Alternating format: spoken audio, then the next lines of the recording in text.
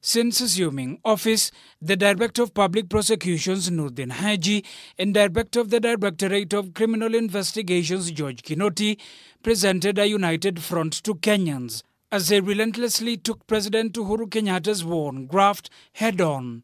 But months on, the bromance is facing a litmus test after differences between the two agencies spilled in the courts. This after officers of the DPP and DCI clashed in court over the arrest of the Kenya Ports Authority Managing Director Daniel Manduku and Kenya Revenue Authority Commissioner of Customs and Border Control Kevin Safari. Just hold on there. Prosecutor, do you have any charge sheet? Where is it? The case facing the two, who appeared before Principal Magistrate Kennedy Cheruiyot, hit a snag even before it commenced, after it was established that the file of the alleged corruption charges was non-existent and the names of the accused were not in any files presented to the magistrate. I do not think it would be fair to retain people in the court cells. The court cells are meant for people who have been charged. Detectives accompanying Manduku, however, revealed that the KPA Managing Director was set to face fresh charges of abuse of office, breach of trust and neglect of official duty, separate from the ongoing investigations of corruption and fraud. Because it appears that now DPP and DCI are not reading on the same page in this matter.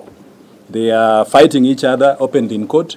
The prosecution, however, disputed the claims, saying the office of the DPP was not consulted, and neither did they approve the charges against him. The accused were later released on bail, with the courts calling for review of the file. Yes, Mr. Manduku can walk around. I don't know who's arresting him or keeping him.